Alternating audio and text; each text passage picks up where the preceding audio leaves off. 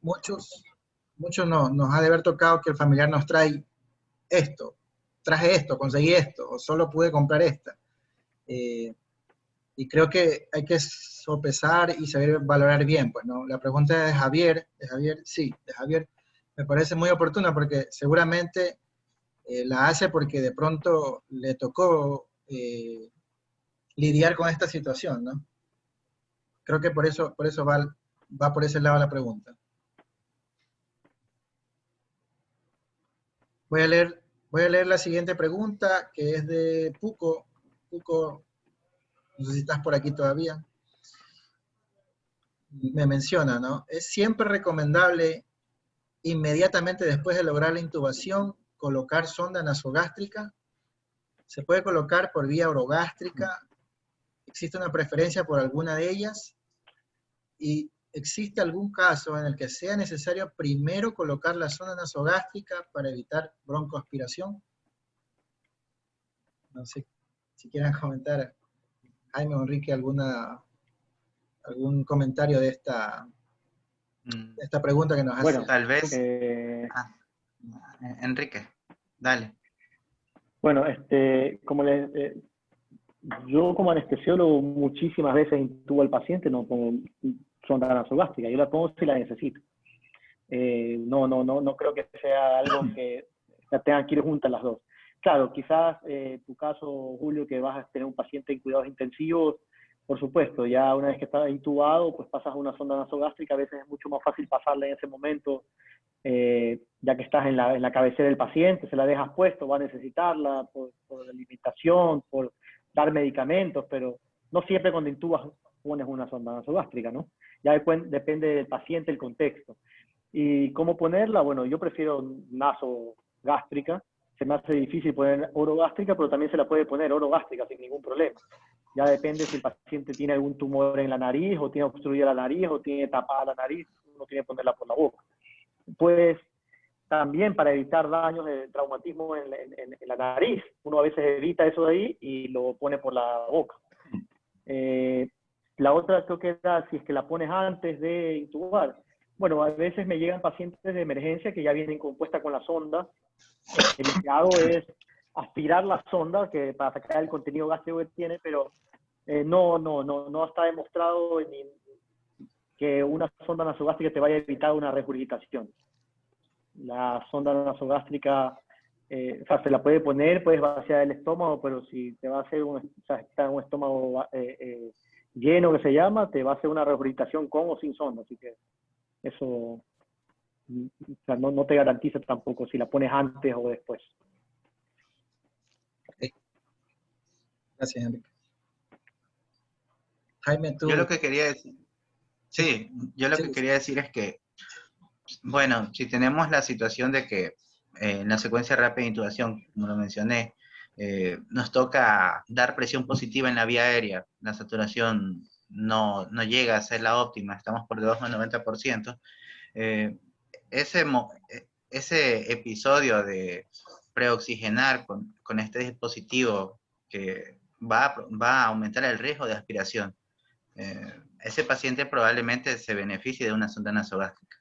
Y bueno, también, como lo dice Enrique, nosotros como intensivistas, muchas veces porque el paciente va a quedar intubado, va a quedar en ventilación mecánica más de 24 horas, muchas veces, en realidad, casi de manera protocolaria, nosotros colocamos la nasogástrica. ¿Sí? Ok. Bueno, yo creo que, como bien lo han mencionado los dos, ¿no? Al inicio Enrique dice, más o menos como que hay situaciones y hay situaciones, ¿no?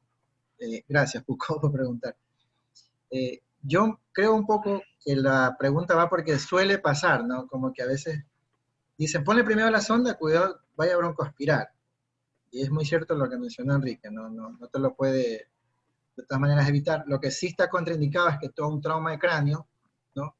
No sabe si, esto me lo mencionó creo que John en su primera charla, tengas lesionada la lámina cribosa y tengas comunicación entre la nariz y el cráneo. Y hay famosas fotos en que la zona nasogástrica está enrollada pues dentro, junto al cerebro. Esa sería como que la principal contraindicación, correcto.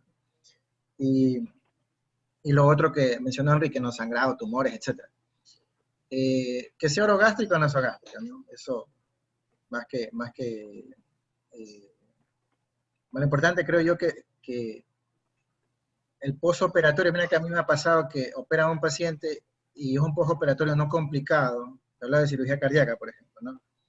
Y lo voy a extubar y tengo la idea de hacer un fast track de 4 o 6 horas por ahí, y a veces anestesio no le coloca la sonda porque está en ayuno, ¿sí me explico? O sea, una cirugía electiva, está preparado y todo eso. Entonces yo también lo dejo sin sonda y al final lo termino extubando y no ha habido problemas de regurgitación ni náuseas, nada de esas cosas. No, es mi experiencia lo que les podría yo comentar. No sé si alguien más tiene alguna otra pregunta o Jaime o Enrique quieran decir. Vamos a la teoría, si vamos a la teoría, pues una cirugía que dure más de 1 hora hay que poner una sonda nasogástrica, ya sea para evitar ese mismo reflujo que puede haber hacia el pulmón. Pero eso es teoría, pero ya le digo, yo en cirugías que yo digo que sí van a ser largas, 2, 3 horas, yo se la coloco. Una cirugía de 1 hora, 1 hora y media, me ha pasado que por colocar sondas puedo hacer un trauma nasal, como les decía, y tengo un sangrado, una epístasis incontrolable, y a veces no es necesaria la sonda, como tú dices, Julio. No siempre siempre hay que valorar al paciente, sus riesgos-beneficios. Sí, yo creo que, bueno, una cosa es paciente operado, ¿no? Si lo conoces antes te va a ayudar mucho. Y otra cosa que quería también acompañar al criterio Jaime es cierto, cuando nosotros en terapia intensiva queremos dejar al paciente ventilado, va a quedar intubado y necesita medicación que queremos dar por la sonda, entonces eso nos va a ayudar cuando la colocación de la sonda. Claro. No sé si alguien más tenga alguna pregunta. Ya tenemos media horita de pasados. Tanto ahí había algunos bastantes conectados. Bueno, y yo quería consultar, porque acá en realidad en Argentina no he tenido la oportunidad de usar el tomidato, ketamina. Julio, en Guayaquil ahora, yo sé que hay escasez de fármacos, pero ¿tuviste la oportunidad de utilizarla? El tomidato creo que un par de veces, no sé si Enrique gustó, porque en la clínica había, en la clínica que en algún momento trabajamos juntos. Y bueno, yo recuerdo algo. Pues, ¿no? Yo he utilizado tomidato bastante. En Chile utilizamos etomodato. Y ketamina también. Las dos drogas las utilizamos. Bueno, y no tuve ningún problema, pero claro, no recordando las comorbilidades del paciente. Y lo segundo es que ahora en Guayaquil ya hay hospitales que tienen ketamina. Yo no he utilizado, francamente, ketamina. Acá tengo otra pregunta. Puco nos pregunta: gracias, doctores. ¿Es recomendable en el paciente que se logró intubación después de varios intentos, más de 3, y que se suscitó la extubación accidental y traumática, volver a intubar? ¿Qué?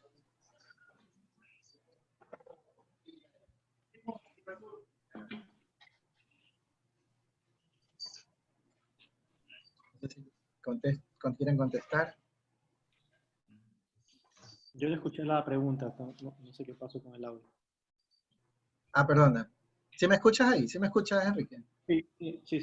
Ya.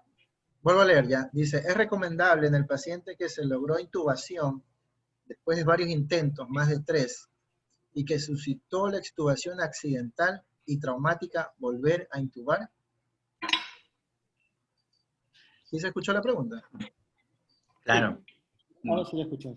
Bueno, si requiere intubarlo, hay que volverlo a intubar. O sea, la verdad que no le veo el problema. La cosa es que va a ser, ya sabes que va a ser difícil. O sea, la verdad que no. Si requiere la ventilación mecánica, hay que intubarlo. Sí. Mira, la pregunta es muy buena, ¿no? Porque lo que te menciona es un escenario que te está diciendo: mira, esta vía fue difícil y penosamente por algo que sucedió se extubó el paciente. Y encima eso fue traumático, porque seguramente se salió con el balón inflado, qué sé yo. Entonces, hay que volver a intubar. Yo creo que Ya, eso no estaría en discusión. ya, como decir. Como a veces yo digo, más vale un intubado de más que un muertito más. Ya, mi amor. Eh, entonces sí, definitivamente hay que intubarlo, pero sabiendo, como bien lo mencionó Enrique en la charla, que haya quedado un registro y que se haya puesto la información en conocimiento de todos, ¿no? Para que la gente sepa que van a volver a intubar a este paciente, pero que fue con varios intentos, con qué dispositivo se logró intubar y todo eso, ¿no? Como Enrique lo mencionó en su charla, que bueno, seguramente va a ser complicado volver a intubar, o quizás encuentres un edema de vía aérea y tengas que hacer alguna otra opción, quizás quirúrgica, ¿no? Se me puede ocurrir. O sea, sí, la verdad que eh, dejar anotado eso de ahí. ¿Con qué lo intubé? Se me hizo difícil ventilar, con qué dispositivo pude ventilarlo, con qué tubo lo intubé, con qué laringo lo intubé, con qué videolaringoscopio lo intubé. Todo eso es importantísimo dejarlo escrito. Quizás, bueno, como decías, ese paciente se extubó, va a tener la vía aérea mucho más difícil que la primera vez, yo pienso, porque va a estar inflamado, va a estar hematizado. Claro, pero bueno, hay que intentarlo, ¿no? Y si ya lo hicieron con tal dispositivo, entrar directamente con ese dispositivo. Y sabiendo que puede ser un poco más difícil, pero sí, si lo requiere hay que intubarlo, o sea, no hay otra opción. Ok. Bueno, yo creo que algo que llevar en mente, ¿no? Porque es mi idea, como lo hemos conversado con varios de los expositores, es dejar como en nuestros asistentes una idea clara y puntual, ¿no? De cómo actuar. Generalmente ha pasado que mandamos a intubar al que recién está aprendiendo, al que menos experticia tiene, ¿no? Eso no suele pasar en la emergencia, o en cuidados intensivos, o decimos al terapeuta respiratorio que intube, que no digo que no lo puedan hacer, hay gente muy hábil, gente que tiene mucho peso. De hecho, más adelante tenemos un bloque dedicado a ellos, porque sería imposible no incluirlos hablando de vía aérea difícil, pues, ¿no? Entonces, creo que no es momento, considerando, como bien dijo Zulema, que toda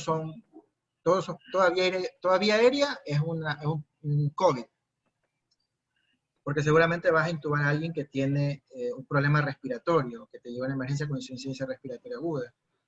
O de pronto tu protocolo prequirúrgico ya hizo un screening, ¿no? Para determinar que el paciente no tiene COVID. Pero parece que no es el momento, por la época de pandemia, para enseñar a intubar a estos pacientes, ¿no? Una charla que yo tuve el primer día, que un poquito con Ricardo nos desplazamos en temas, hablaba justamente de eso, ¿no? Las competencias. No pude mostrárselas ese día, pero existe una agencia europea y también la Sociedad de Cuidados Intensivos de Estados Unidos lo tiene, de cómo te evalúa como tu formación como médico intensivista, en el caso mío que yo hago cuidados intensivos. Bueno. Y obviamente Jaime lo mencionó en su score Macocha, que un punto es positivo si tú no eres anestesiólogo. No, entonces, esa visita o esa rotación por anestesio conjuntamente es importantísima, ¿no? O sea, no subestimar, como también lo dijo John en su primera charla, una vía aérea, ¿no? Porque solo hay una tráquea, no tienes por dónde más intubar al paciente. Entonces, tener experticia para intubar este tipo de pacientes, y lo segundo, no hacerlo solo. Muy experticia, a veces tenemos años de residencia y como se dice, nos creemos saberla todas y alguien paga los platos rotos, pues, ¿no? Julio, Sí, una acotación. Para que tengas una idea de lo que tú estás diciendo, sí. En mi hospital, en Solca, bueno, los protocolos ahora para el COVID te dice que intube el más experto. Correcto. Bueno, nos reunimos en el hospital y en el hospital se llegó a una conclusión de que los anestesiólogos teníamos que intubar todos los pacientes de COVID, todos, ¿ok? y no solo, como tú lo dices. Entonces estábamos de guardia 2 anestesiólogos, ¿ya? Cada guardia 2 anestesiólogos, y había una emergencia para intubar a un paciente de COVID, y íbamos los 2. Para que tú tengas una idea, y para, claro, lo que tú estabas diciendo, ¿no? ¿Verdad? Acotar lo que tú estabas diciendo y reafirmar. La definición sería lo ideal. Yo sé que eso no lo vas a lograr, lo puedes lograr en pocas partes o en pocos lugares del mundo, inclusive, pero en todo caso el hospital lo determinó así y así lo cumplimos. Por eso yo tuve la experiencia de intubar muchísimos pacientes COVID, pero como tú dices, acompañado. Yo estaba acompañado de un anestesiólogo que sabía lo que yo estaba haciendo, sabía el paso que yo iba a dar, sabía lo que yo iba a necesitar. Entonces, se nos hizo mucho más fácil. Lo hacíamos en segundos, o sea, calcula segundos. Si teníamos una vía aérea difícil, pues lo podíamos resolver más fácil. Y esa fue nuestra experiencia, nos fue súper bien. Primero renegamos un poco porque calcula el exponerte a todos los pacientes COVID, Así no es. pero a la larga fue una buena decisión del jefe del hospital. Ahora ya no, ahora nos comenzamos a cuidar un poco más y bueno, también los intensivistas tienen mucho más experiencia también ya, ya no nos llaman tanto solo para las difíciles, pero en todo caso les comparto esa experiencia, porque fue como decía las guías, que intuve el más experimentado. Ok, gracias Enrique. Sí sabía eso, te cuento, porque por ahí Fernando Rosenberg, que de pronto lo ubicas en la UCI, me conversó la situación, en algún momento conversé contigo y también me conversaste pues que tenías que estar pues, en un lugar que a algunos nos dio miedo, pero teníamos que estar, pues, ¿no? Frente al paciente y tratar de ayudarlo en el momento más crítico para algunos, y que algunos ya no están con nosotros y otros están con nosotros. Y hicimos lo que teníamos que hacer, como siempre digo. No sé si tiene alguna más pregunta o damos concluir el día de hoy. Los espero el día viernes, si no tienen más preguntas. Aprovechando que está Jaime, que está Enrique. Creo que Zulema ya abandonó. No estoy seguro. Bueno, No está. no está. Entonces, como conclusión, no sé si quieras decir algo, Jaime. ¿Ibas a decir algo? Bueno,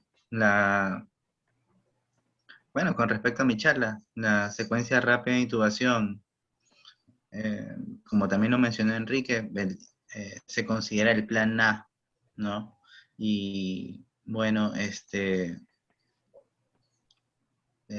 tratar de mantener un orden durante este procedimiento va a evitar que nos equivoquemos. Ensayar, no con el paciente, porque también tenemos que tratar de extrapolar esto a una situación para tal vez alguien que no tiene la experticia que tal vez nosotros podamos tener en una vía aérea, o que te encuentres en una situación donde no tengas todos los recursos, como por ejemplo un hospital básico o en una zona rural, donde no vas a tener todos los insumos, y donde tal vez el médico que está de guardia en ese momento es la última opción, no tienes a alguien que te va a ayudar con una vía aérea difícil.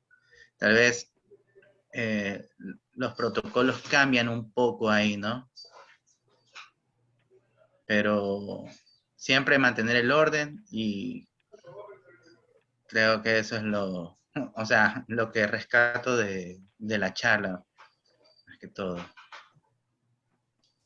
Sí, creo que estar preparado, como bien lo dijo Enrique, ¿no? Experticia y no subestimar la vía aérea. Y mira que Enrique, siendo anestesiólogo y conociendo todos los dispositivos, etcétera, iba acompañado de otro anestesiólogo, pues, ¿no?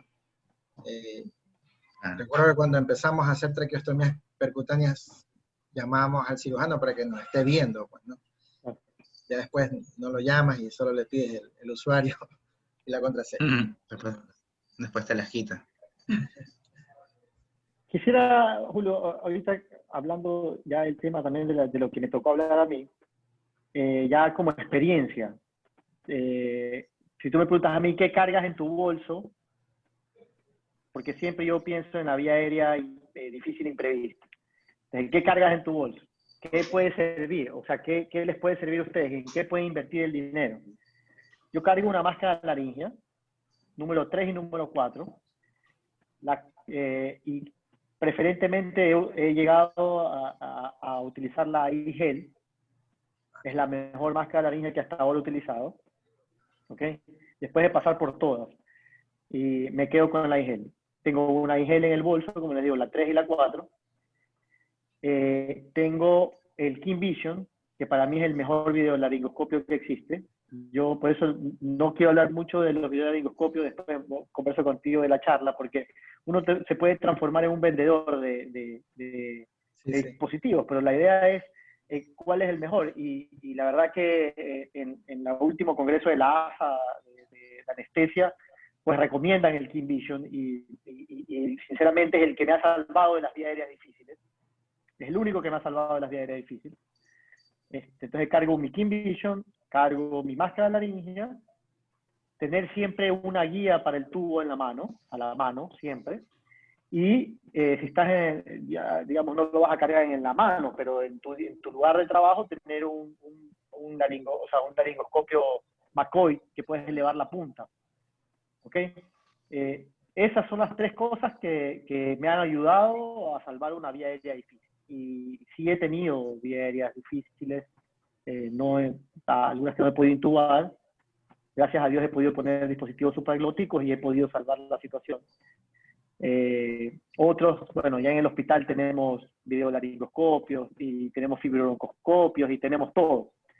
Pero normalmente en la parte privada tú no puedes ir cargando con tanta cosa. Entonces, máscara laringia, KeenVision, una guía. Con eso por lo menos puedes salvar una vía aérea difícil. Si ya con eso se te hace complicado, pues llamar al cirujano que te salve con el crico si no tienes la crico, no sé. Es lo único que... O sea, esos dispositivos sí, tenerlos a la mano. Los cargo en el bolso. Okay. Quizás pueda ser un poco como cuando hubo esto de la, no sé si decir pandemia, no creo, que había hace muchos años, cuando había angina y la gente, el médico tenía una navaja y te hacía el agujero de la crico. Ah, claro. ¿Sí recuerdan? No Claro. lo puedo decir tan puntual, pero bueno. Entonces, como lo menciona Enrique, ¿no? Es cierto, no nos gusta un poco hablar de marcas y cosas así, pero recuerdo, por ejemplo, un videolaringoscopio, no voy a decir el nombre, pero que es naranja y era tan grande o torpe, la verdad, que tú sabes que un videolaringoscopio, introducirlo no es difícil, ¿no? Y como todo, debes tú conocer tu carro de vía aérea difícil, pues, ¿no? Lo que tienes y lo que no tienes, saberlo manejar bien. Entonces, este aparato de verdad que era tan grande y tan tosco que para introducirlo ya era un problema. O sea, me lo hacía más difícil, creo yo. Entonces, es muy cierto lo de que tú mencionaste, el videolaringoscopio. Creo que ya intubar cada vez va a ser menos difícil, si me lo permiten así mencionarlo.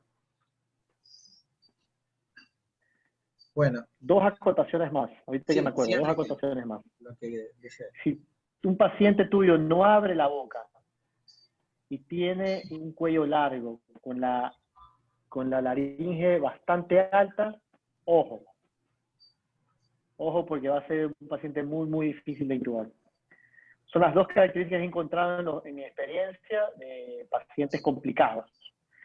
No abren la boca, no te entra el laringoscopio, no te entra el videolaringoscopio, no te entra la máscara laringia. ¿Ok? Es un paciente muy complicado de intubar. Así que el que no abre mucho la boca, ténganle cuidado. A veces, ya con el relajante adentro, tú logras un poco abrir la boca e introducir alguno de los dispositivos. Pero normalmente no te entra. O sea, y ese es el problema de todos los dispositivos que no entran en la boca cuando te abre la boca. Y la otra es un paciente con el cuello largo y que tenga la laringe muy alta. No sé, aquí no tenemos mucho porque son más europeos. Esos flacos, altos, longilíneos, que tienen, tú ves que tienen como la manzana muy pronunciada, para mí han sido los pacientes más difíciles de intubar. Los que más recuerdo los tengo en mi cabeza. Yo te veo un paciente así y, ojo, veo un paciente que no me abre mucho la boca por cualquier razón, ya sea un problema no sé, pues en el maxilar o lo que sea. Por ahí hay que estar pilas, porque no te va a abrir la boca y no te va a entrar ningún dispositivo. Ok, y a veces uno como que ya está medio psicoseado con el obeso, ¿no? Y estás más atento, estás atrás de El eso. obeso es más difícil de ventilar. Ujú. Y en cambio estos que tú mencionas, también me ha tocado un par de veces, la verdad, y por suerte he avanzado.